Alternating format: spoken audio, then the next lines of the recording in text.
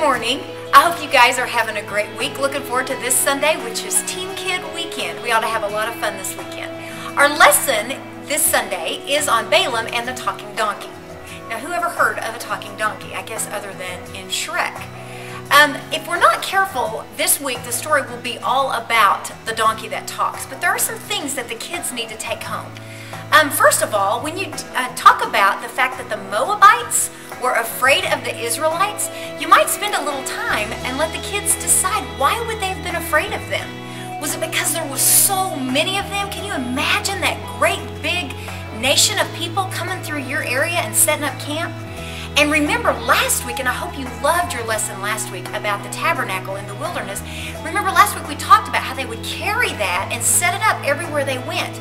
Don't forget to reiterate that with the kids, and be sure to use your timeline and show where that fits on that timeline. Because can you imagine all these people with this huge tabernacle out there in the wilderness, and how that would have been very strange and would have been very scary for them. So they were very afraid of the Israelites, also because God's blessing was on them and everyone in the area knew about all the things God had done for them. Again, I said, be careful not to make this story just about the fact that God could use a talking donkey. Your main point is that God does amazing things to show His power.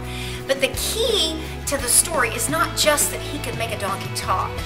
The bottom line to this story is the fact that Balaam was going to go out and say some really ugly things about God's children.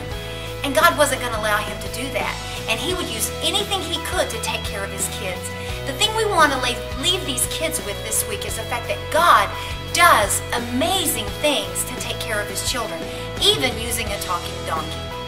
I wish I'd have thought to say that.